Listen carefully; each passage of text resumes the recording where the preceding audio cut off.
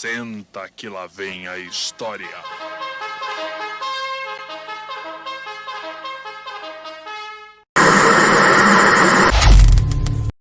CCS-UFRJ apresenta o uso indiscriminado de agrotóxicos no Brasil.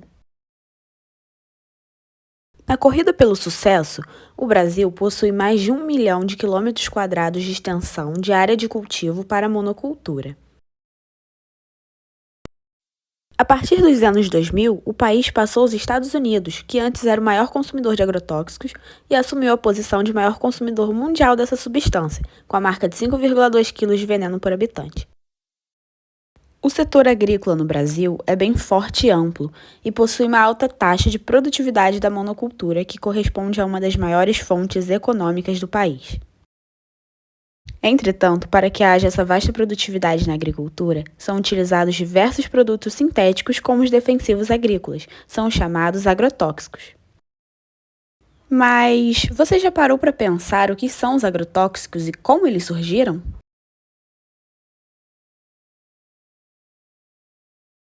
Os agrotóxicos são compostos químicos produzidos sinteticamente e foram desenvolvidos inicialmente como uma arma química para uso na Segunda Guerra Mundial.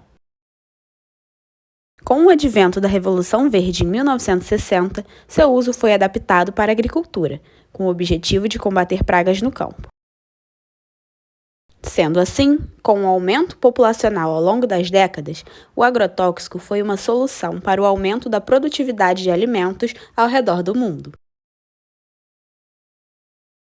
Foi devido ao seu alto rendimento e lucratividade que diversos tipos de agrotóxicos foram permitidos pela Anvisa e a OMS ao longo dos anos.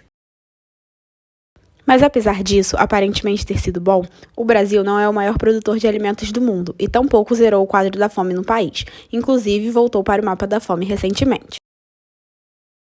Além de toda essa gravidade, somos um país desperdiçador de alimentos, com a marca registrada de 41 mil toneladas de comidas jogadas fora por dia.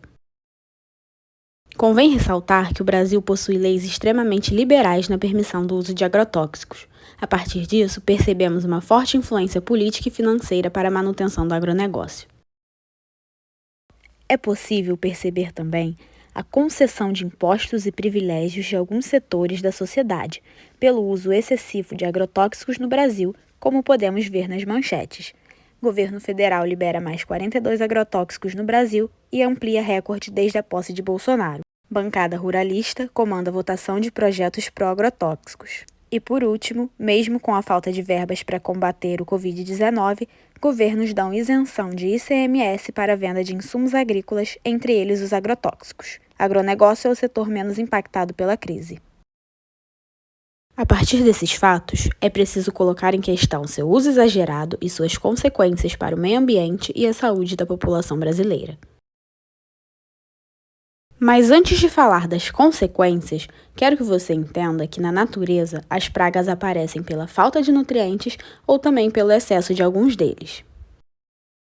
E mesmo um solo rico em nutrientes, uma plantação só tem sucesso quando o solo é bem preservado e é respeitado a sua biodiversidade local.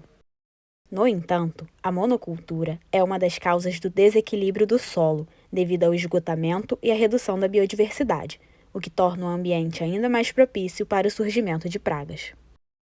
Sendo assim, antes dos agrotóxicos serem aplicados no solo, é fundamental conhecer a fenologia e a cultura das pragas, para evitar a combinação de mais de um tipo de agrotóxico e o seu uso desmedido. Isso porque o uso indiscriminado de agrotóxicos pode tornar o solo infértil, além de contaminar águas superficiais e os lençóis freáticos por lixiviação e deposição dos produtos químicos no solo. Além disso, a pulverização de pesticidas podem ser transportados por correntes aéreas e se depositar no solo, de locais com mais de 40 quilômetros de distância de onde foram usados originalmente. Observamos também a diminuição da diversidade de abelhas e a perda do seu habitat natural devido às mudanças climáticas e às más práticas agrícolas pelo uso intensivo dos agrotóxicos. Deu para perceber até aqui que o agrotóxico pode ser uma espécie de veneno, afeta não só as pragas, mas também a saúde da população quando consumidos a longo prazo alimentos expostos a esses aditivos químicos. Segundo dados da OMS, as principais doenças relacionadas à intoxicação por agrotóxicos são intolerância alimentar, arritmias cardíacas, câncer, alergias, doença de Parkinson, alterações hormonais, entre outras. O Ministério da Saúde estima que mais de 400 mil pessoas são contaminadas anualmente por agrotóxicos somente no Brasil, fora os casos que não são notificados. Além disso, filhos de mulheres grávidas expostas aos agrotóxicos podem nascer com síndromes e distúrbios, que em alguns casos podem ser transmitidas por diversas gerações, agravando ainda mais a situação da saúde pública no Brasil. Convém ressaltar também que muitos trabalhadores rurais que têm função direta na aplicação dos agrotóxicos no solo possuem baixa escolaridade e muitas vezes não possuem a noção do mal que podem sofrer com o manuseio incorreto desses produtos químicos. Portanto, em zelo à vida dessas pessoas, é preciso uma melhor assistência a esses trabalhadores.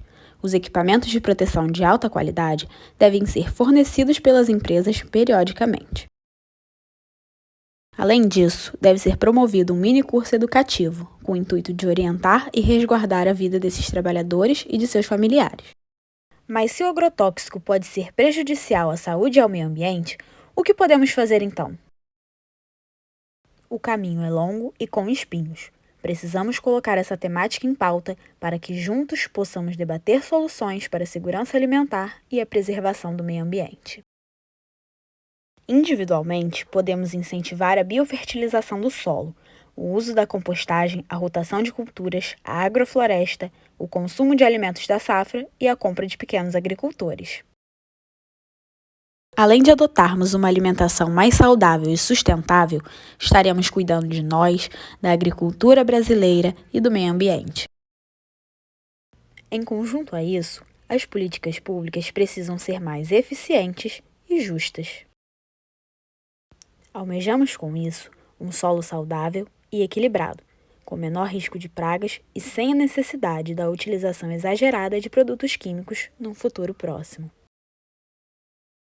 Que possamos ser a semente que o mundo tanto precisa.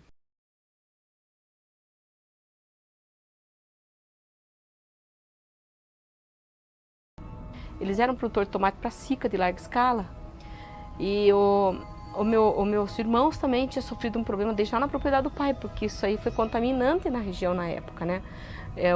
Os pais iam para a cidade buscar remédio para o tomate, remédio para a batata, remédio para a lavoura, era considerado remédio, pensava assim, né?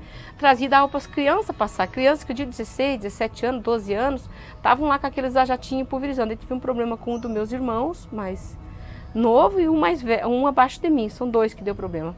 Um deles ficou inconsciente e ficou indo e vindo para o hospital também, outro erro médico com ele.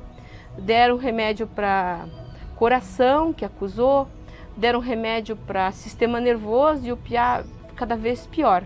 Só que quando ficava no hospital, uns 15 dias, ele ficava bom, vinha para casa e piorava. Até que eu disse para o pai, o César pode ser veneno também? O pai pegou e mandou ele para casa de um tio, para trabalhar lá com o tio, e melhorou lá. Aí logo depois ele tinha uma namorada, ela engravidou, ele veio embora, casou, mas ficou com problema o resto da vida. Infelizmente esse meu irmão suicidou-se o ano passado.